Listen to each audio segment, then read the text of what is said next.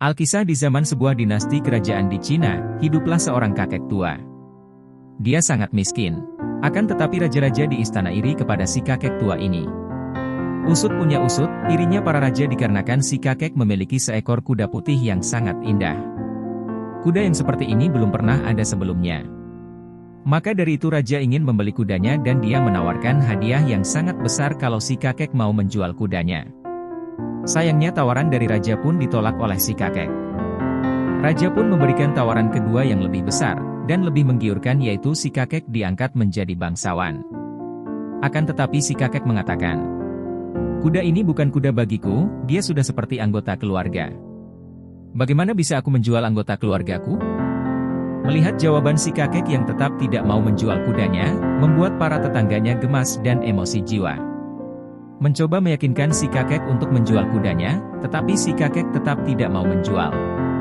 Suatu pagi, si kakek tiba-tiba menemukan bahwa kudanya tidak ada di kandang. Seluruh desa heboh lalu berkumpul, dan mereka semua berkata ke si kakek, "Kamu orang bodoh, kami tahu sebelumnya bahwa suatu hari nanti kuda itu akan dicuri.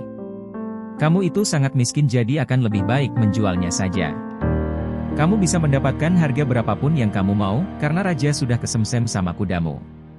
Tapi nasi sudah menjadi bubur. Sekarang kudanya hilang itu nasib sial," ujar para tetangga.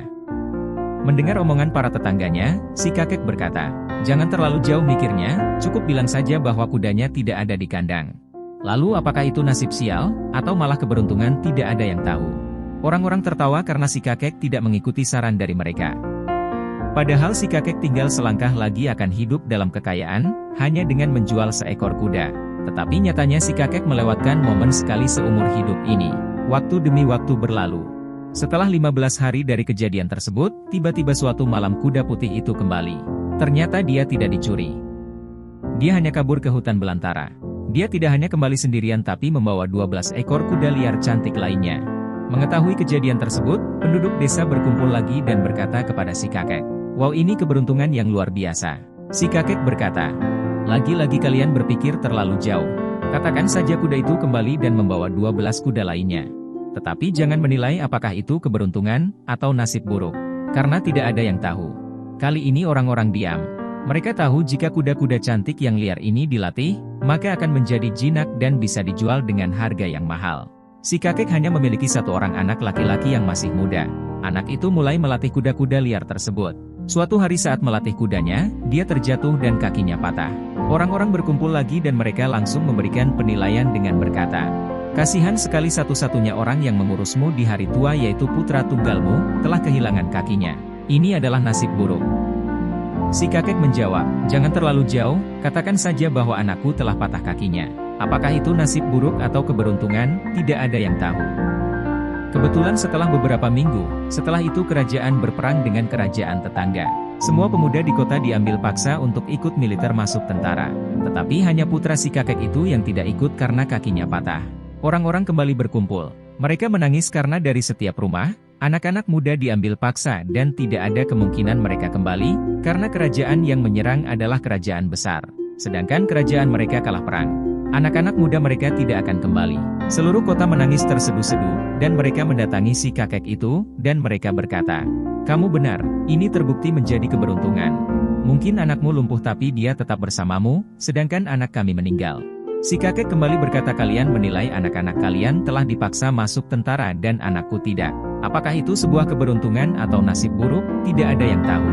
Jika kita melihat dalam hidup, kita akan menemukan bahwa kita sering mencoba mengendalikan kejadian-kejadian dengan memberi cap hasil mana yang baik, dan hasil mana yang buruk. Ketika hal-hal berjalan sesuai dengan rencana kita, kita sangat gembira.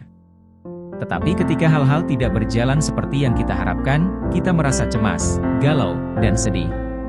Kita seringkali terlalu cepat menilai suatu kejadian, dan memutuskan apakah itu baik atau buruk, sial atau beruntung. Tetapi pada kenyataannya kita tidak selalu tahu, apakah suatu peristiwa pada akhirnya akan terbukti baik atau buruk. Seperti dalam cerita si kakek tersebut, sesuatu yang tampak seperti kabar baik di saat ini, bisa saja ternyata membawa ketidaknyamanan atau bahkan kegalauan kesedihan di masa depan. Begitu juga sebaliknya.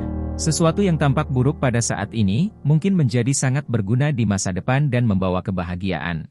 Dalam cerita ini si kakek tidak sedang menilai atau menghakimi suatu kejadian. Dia hanya menerima apa yang terjadi, seperti apa adanya. Si kakek memiliki sesuatu yang disebut dengan keseimbangan batin, alias equanimity. Keseimbangan batin dianggap sebagai bentuk kebahagiaan tertinggi yang dapat kita alami. Jadi jika kamu ingin selalu bahagia dalam hidup, maka jangan pernah terlalu cepat menilai apapun. Karena apa yang kamu anggap sebagai kesialan hari ini, mungkin besok akan terbukti menjadi keberuntungan bagi kamu.